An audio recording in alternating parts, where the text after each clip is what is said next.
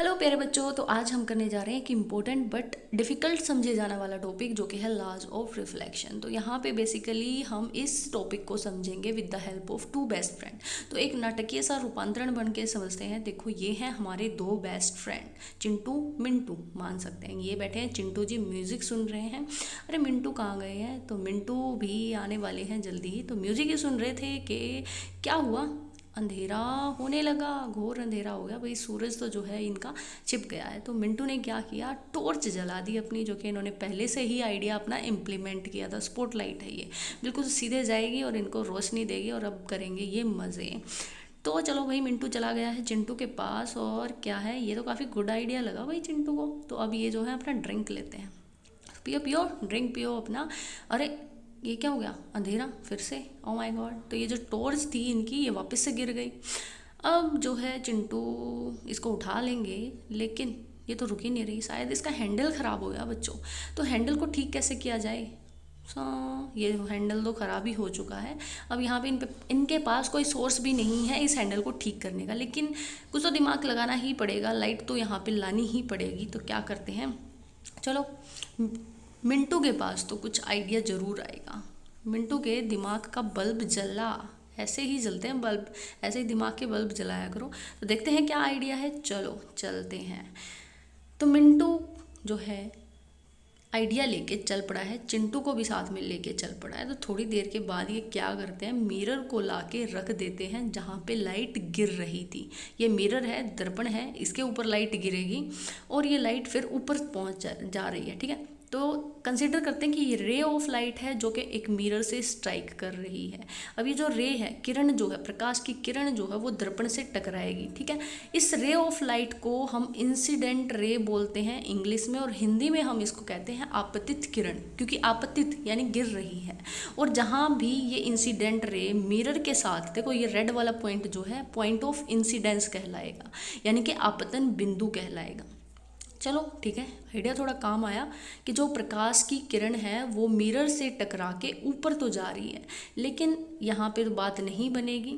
थोड़ा सा समझते हैं यहाँ से फैक्टर।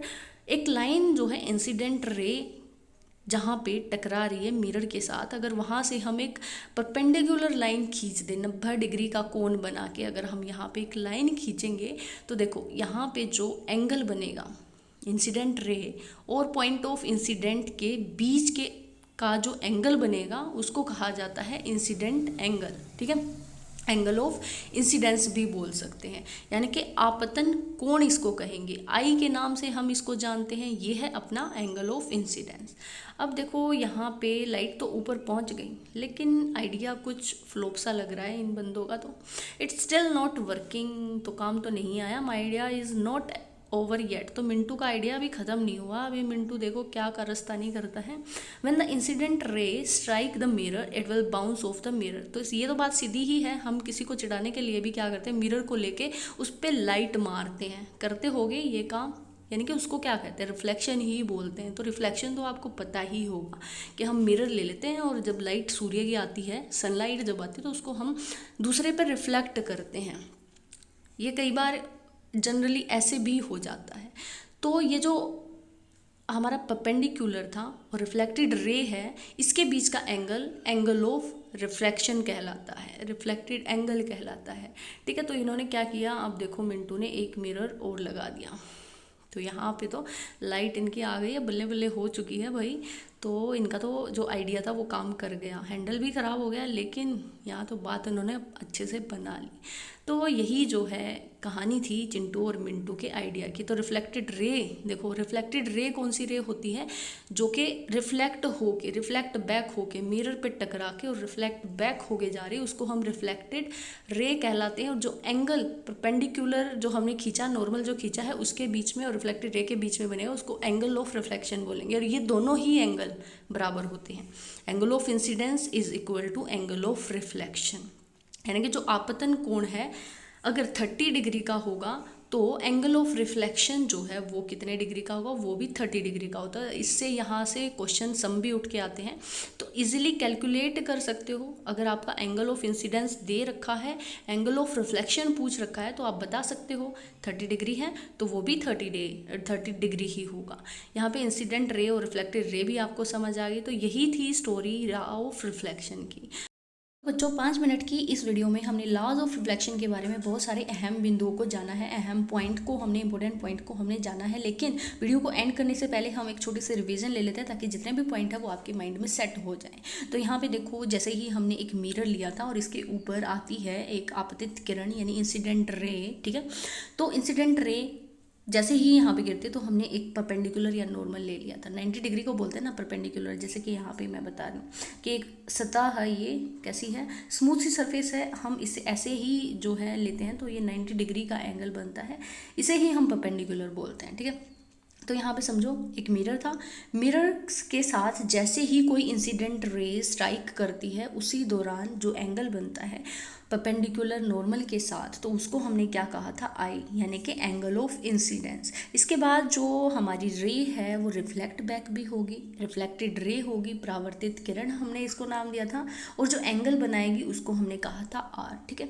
तो आई जो है वो हमेशा बराबर होता है आर के, यानी कि अगर आई आपको एग्जाम में दे दिया जाए कि 30 डिग्री सेल्सियस है तो बताओ भाई आर जो है वो उसकी वैल्यू कितनी होगी, तो ऑब्वियसली 30 होगी, क्योंकि हमें पता है कि जो आई है वो हमेशा बराबर होता है आर के। यानी जितना एंगल ऑफ इंसिडेंस, अपतित कोण जितना होगा उतना ही जो है वैल्यू होगी हमारे परावर्तित कोण के, ठीक है, वही वैल्यू होगी हमारे परावर्तित कोण के भी। तो इसके अलावा तीसरी चीज़ क्या थी यहाँ पे कि यहाँ पे पॉइंट ऑफ इंसिडेंस था। पॉइंट ऑफ इंसिडेंस कौन सी जगह है, जहाँ पे वो पॉइंट है पॉइंट ऑफ इंसिडेंस जहाँ पे ये हमारे इंसिडेंट रे स्ट्राइक करती है मिरर के साथ। इसके अलावा देखो आई जो है आर के बराबर है, ये यहाँ पे हमें बिल्कुल अच्छे से समझ आ गया था कि एंगल ऑफ इंसिडेंस क्या है, एंगल ऑफ रिफ्लेक्शन क्या है, ये सब पॉइंट हम कवर कर चुके हैं। तो मेन यहाँ पे यही चीज़ है कि जितनी वैल्यू हमारी एंगल ऑफ इंसिडेंस की होगी उतनी ही वैल्यू हमारी देगा एंगल ऑफ रिफ्लेक्शन। आई जो है हमेशा बराबर होगा आर के। इंसिडेंट रे वो होती है जो मिरर पे आके गिरती है, रिफ्लेक्टेड रे वो होती है जो रिफ्लेक्ट बैक होती है मिरर की सतह से। तो यही थे मेन बिंदु यहाँ पे हम देख लेते हैं। The angle of incidence is always equal to the angle of reflection.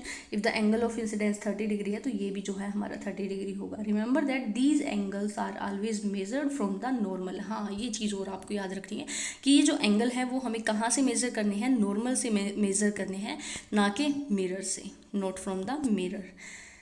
इसके अलावा देखो नॉर्मल बीच में है ना, तो वहीं से हम इसको मेजर करेंगे। तो यही थे अहम बिंदु, और हम अब वीडियो को एंड करते हैं। तो बच्चों वीडियो को एंड करने से पहले चैनल को लाइक, शेयर और सब्सक्राइब जरूर कर लेना है। थैंक यू फॉर वॉचिंग, और मिलते हैं अपने ऐसे ही टॉपिक को लेके अगली नई वीडियो में।